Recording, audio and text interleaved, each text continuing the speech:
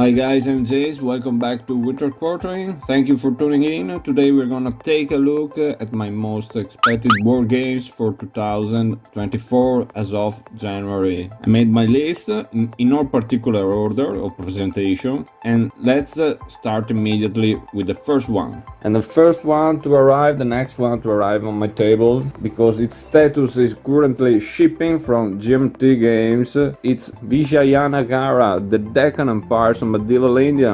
Medieval India, fantastic, never heard and see nothing about it. So I was immediately attracted. Also I like medieval setting and theme. This is the first volume in the Irregular Conflict series of GMT Games. Of course, I'm also very intrigued by that because I'm a coin player. I love irregular conflicts. I played all the coins. I love them. I had also the privilege to have a demo of this game at ISCON online last year with the designer Saverio Spagnoli. In the games, I was impressed. It looked very good. Map is gorgeous. The components are beautiful, but most of all, it looked like a very solid game. It is a little bit similar to coin. It's a bit coinish in the sense that coin players have no difficulty at all to jump on this one because like coin you have irregular faction. There is asymmetry. Every faction has its menu of actions, and you have an engine like coins for selecting actions on your turn and priority for with the cards. It's a card assisted game, but it's also a very different style of game at the core. This is irregular conflict. It's not counterinsurgency, and also this is a 3-player game. I have always been intrigued by 3-player games, and you have also a non-player faction as the Mongols invaders. So this one is currently shipping. It seems like a super tested, a solid game. So I have a high expectation on this one. Very much looking forward to have it on my table, hopefully really soon.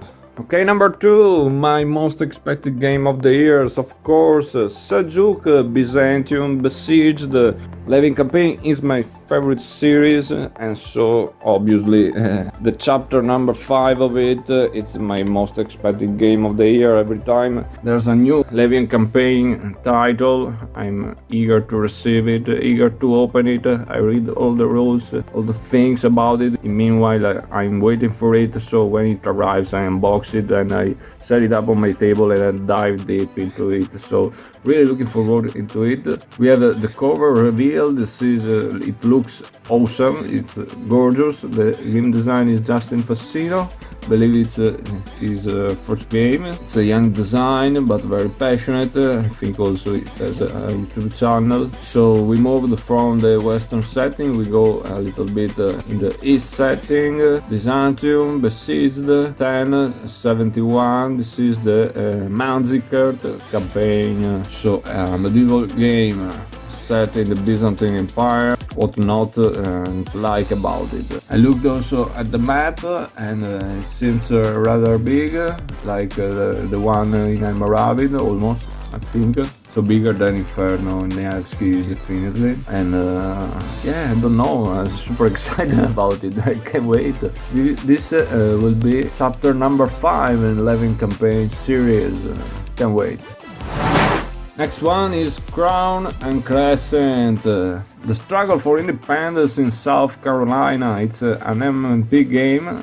I don't know if it will come out this year. I hope yes, because it looks very interesting. This is set in South Carolina, right after the British secured Savannah in 79. I'm reading from the publisher. South Carolina saw some of the most intense fighting that occurred in the Revolution, as both loyalists and patriots. So this is like almost an irregular conflict series. It has the engine of Angola, which is very interesting to me, and it portrays it to this contest, to this historical period and theme. And I never thought about it, but it looks very interesting. It's a 2 or 4 player game. You are playing as the Continental and Whigs versus the British and Tories.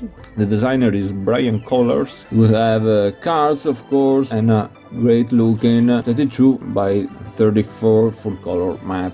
obviously. And also the cover looks beautiful. Looking at the sequence of play, you have replacement, reinforcement, organization, planning phase, create campaign packs, determine first player, okay, campaign phase, end of turn, control of space, turn queue leader. Okay, so you have combat sequence, results, that's matrix, point-to-point map. You can see the turn of the track, like the one in Angola. I'm really intrigued about it. So hopefully this year will be the year. We'll wait for it. The next one is Rome Inc. 2. Rome Inc. 1 was very clever and was a very fun design. It's a solitaire game about you are managing the Roman Empire, attacks, collecting money, moving troops, building, etc. etc. Like the name Rome Inc. Says it all. In this one, we'll go from Diocletian to 7th century. We go to Heraclius, so just before the Arab invasion. And I think it will be more of the same, but with hopefully new details, new enhances, and so on. So very excited about it because Rome Inc. 1 was one at this point, was a great game. So I expect no less about that. It will came out with Against the Odds issue number 61. So it's close because the 59 has already shipped in December with Blind Faith. Rome Inc. Designed by Philip Jolly. What's not to like about it? We want it. Next one, we have the Halls of Montezuma from 4Cycle Games. Designed by Kevin Bertram, same designer, same publisher as Shores of Tripoli, a game that I enjoyed very much. It was a lot of fun, it was a clever game. I have to confess a thing, recently I sold my copy of Shores of Tripoli because I played it a lot, solitaire and with the 2 players, and I think I saw all of it, I got all of it out from it. But I have to confess, it's the only game I sold that I'm regretting because I found myself to want to play again because it was just plain fun. It's also clever because it is rich in history. It's also very detailed and it's just gorgeous to look at. So definitely looking to rebuy it. And so I'm very looking forward to the Halls of Montezuma because it portrays another overlooked part of history. This is about the war with Mexico in the first half of the 19th century. One player will be the Mexican, but the Mexican player will not only control the army but also the Polk administration and the Mexican government. And also there's a lot in this game. You have Whig Party, nascent American anti-war movement, fierce Apache, Comanche warriors, and reading from the publisher, even Mother Nature in the form of bellwether devastating diseases. So I'm sure it will be packed with details and history and great looking components, and I think it will be a card-driven game as Shores of Tripoli, and also a big dice chucker, but in a very good way. Again, Shores of Tripoli was a lot of fun, so I expect no less from the Halls of Montezuma. I didn't pre-order it by Kickstarter because customs are a thing for European buyers. So I hope it will hit the retail as well soon. Next one is a game from Compass Games called Roma Victrix, Campaigns of the Roman World. This is a game that has been announced for a while. As of now, I was expecting it last year. I think this will be the year by the end of the year. Don't know a lot about it. I know that I was intrigued because I saw Roman Victrix and so on, and it is basically a grand strategic game. And reading the few lines from the publisher, it's a moderate complexity war game for 1 to 6 players. So interesting, covering a time period ranging from 2010 BC to 5033 AD in 20 separate historical and hypothetical scenarios. scenarios, also hypothetical. I do not like hypothetical scenarios or what ifs in the games, but I'm very definitively intrigued by the historical one, and I hope it will be good.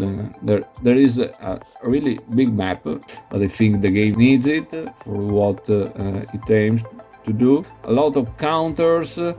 Honestly, I don't know what to expect, but of course I'm very curious. So we go from the Punic Wars, the second Punic Wars, to the Reconquest by Justinian. It's an area moving map. It looks like an area moving map. Playing time 3 to 8 hours depending upon scenarios. It's also depicted as a 1 to 6 players, so it will have some level of solidarity. Honestly, I don't know what to expect about this one. I hope this is good. We don't have many information as of yet. Let's look forward and see what happens. The designer is Paul Caglio. I know that the production was stopped because they needed more counters, so a bigger map, and they want to improve it, so hopefully the game will be good, will be announced by it, and no problem. I think we are all happy to wait if it means to have a better game. Next one we have Rebel Fury by Mark Herman, American Civil War. I have to admit I'm not a big Civil War guy, but I recently saw the film Gettysburg and also the one with Stonewall Jackson. Of course, I had to buy some books, read them, and now I'm an American Civil War guy too. So that means also buying war games about the American Civil War and play them. And so very looking forward to this one because it seems a clever game. It seems like an easy game to jump in. You have a lot of battle. I think you have 5-6 battles in a box, which is great. I love this type of box. And for what I understood, this is in the line of an old SBI game, a quad game, like I think it is Blue and Gray, I don't know, which was very played at the time, as the idea of the game. It's so playable, simple, but yet rich game. And it was very interesting because it's like you're moving the battles, but at a certain point the battle lines and the battles form spontaneously on the field. Honestly, I don't know very much. There's a good playthrough from Homo Ludens, the channel by Fred Serval. Hi Fred. How is it going? With Mark Herman himself, and the game impressed me and I P500 it, so we will see it when it arrives. I think this one will be good. Next one we have Sparta with the exclamation point. This is a game by Plug Island Games that went on Kickstarter. I backed it. Why I backed it? Because I like Ancient Team, I like Peloponnesian War, but also the designer is Chris Fanboy, that designed a game that I loved last year. That is Barbarians at the Gates. It's a card-driven game, so point-to-point map, a nice looking and a clever war games about a nice period in history. So yeah, was very confident with the designer because he also designed Europe in Turmoil that was good, and also I think No Peace for 9 years with the No Peace Without Spain system that was also good. And okay, I am very confident the designer had my trust.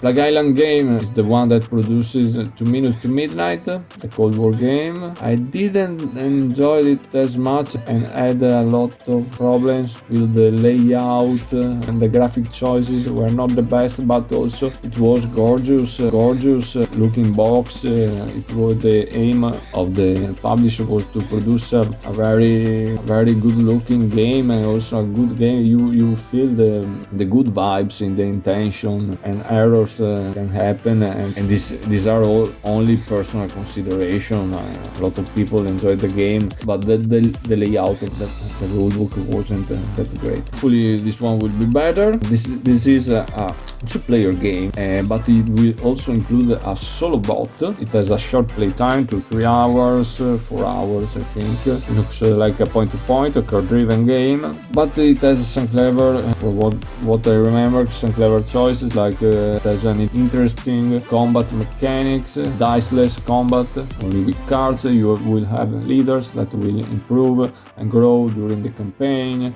Also, what I liked was that you have the first Peloponnesian War, the second Peloponnesian War, and also Theban-Spartan War, which I didn't show it a lot, and also the Cleomenian War, so very rich. Also, you have miniatures. Who doesn't love miniatures in their games? And yes, it's a nice looking game. I think it will also be very fun, clever to play, great looking cards, great looking box. Again, Plague Island game. Really like to portray, to bring on our tables good looking games with beautiful components. We hope the game will be great as well, but Chris Van Boyden knows his things with the card-driven games. I think that's gained my trust. Next one, Warriors of England, another game by MMP Publishing, Multiman Publishing.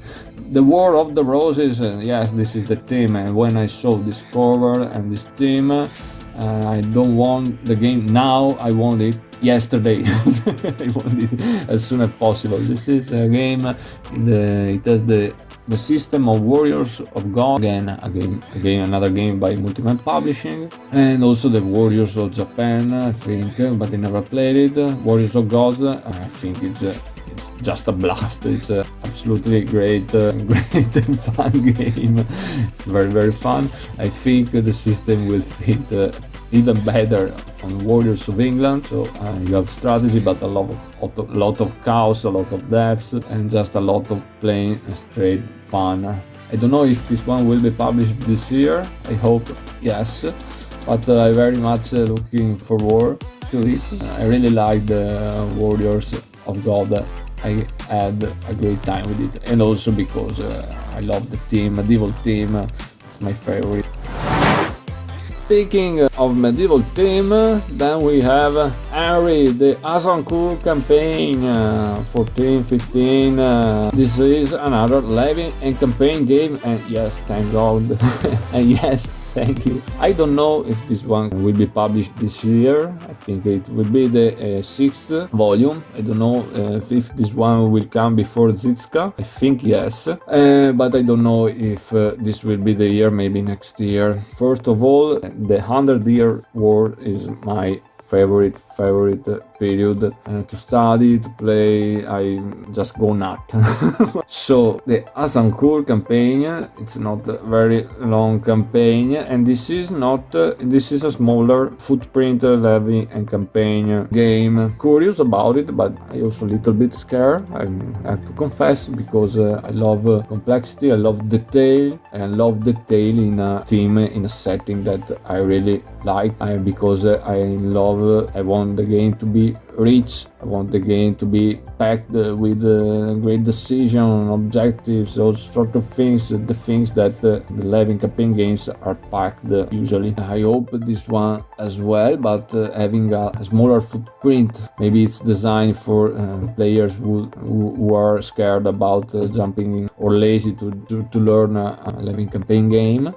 But I hope it will be challenging and beautiful also for living campaign aficionados. Also, again, because this is a very interesting team. I think the second thing I say will be the truth, but you never know. This is also a short campaign, but I would prefer this, even in a short campaign, to have an opportunity to look in more detail, take a zooming glass just to portray more details than usually a living campaign does. Not because it has a bigger scope, okay, but of course I can't wait to play it.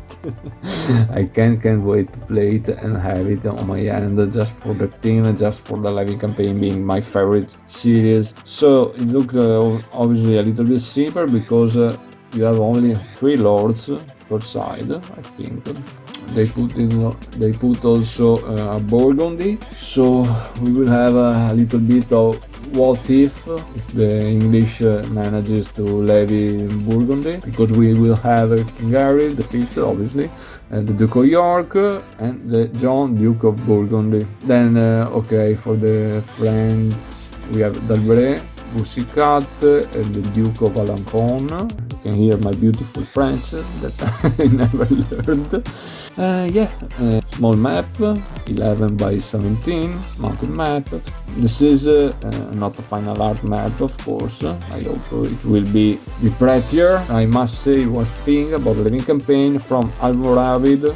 Almoravid was the top, Nevsky Almoravid was beautiful. The map of Almoravid was piece of beauty, was very researched and super detailed. From Almoravid, the following games was not so good. Inferno was okay, of course it's also beautiful, but not as beauty and research like Almoravid and Nevsky. And Plantagenet seems rather flat. I do not like the trend of the art department. The map was a bit flat. The calendar was also flat. No writings, no art on the calendar. The cards were sharp white. Luckily, the games are all fantastic, all awesome, all fantastic, every single one. They are just, again, it's my favorite series. I love all of that. But the art needs more love, more love. I want all the maps to look at just as gorgeous as the Almoravid one, with these 3D castles, the drawings on the calendar, also the flavor text. The flavor text was also in Inferno. Inferno was very, very detailed about this one. Enrico Acerbi did a great work. Okay, just hope Henry is super great. I'm sure the game will be great, because Christophe Correa is the designer, but also I hope for the art. The same discussion goes to Seljuk. We hope it's great also in the detail of the art. This game needs love because they are fantastic. This is the photo of a lover, of a passionate, of a very passionate gamer. The next one is Red Dust Rebellion, coin system in space. Wow, what's not to like about it? I love coin system. I played all of the titles in the coin series. This is a new thing, a coin in a hypothetical fanta science setting theme. Okay, let's jump into it. I think it would be fantastic as well, and so I'm very eager to play. I think it will be absolutely a blast. It's a 4 players game, classic coin. The map, we have the map. It looks gorgeous, very functional. Hopefully this will be the game, the coin series, that will bring more players to play the system and enter the coin world. That is fantastic. So very looking forward to this one. Last game is Gift of the Nile from White Dog Games. This is a solitaire game and a Ben Madison design in the ancient Egypt. I never played a game, I have to admit, in ancient Egypt. Ben Madison designs are excellent. I love solitaire games, so why not to jump on this one? I will wait for it, and I think I will get it and play it. And I hope and I think it will be good, even if we don't have many informations as of now. These are my most expected games as of January. I invite you to write in the comments your most expected games. If you have any other idea, any other suggestions, I will be very happy to read it. So please leave a comment, and if you enjoyed the video, I invite you also to put a like. If you want to subscribe to the channel, and thank you very much for tuning in. And was James, this was Winter Quartering, and till the next one, have a good one, have a great year.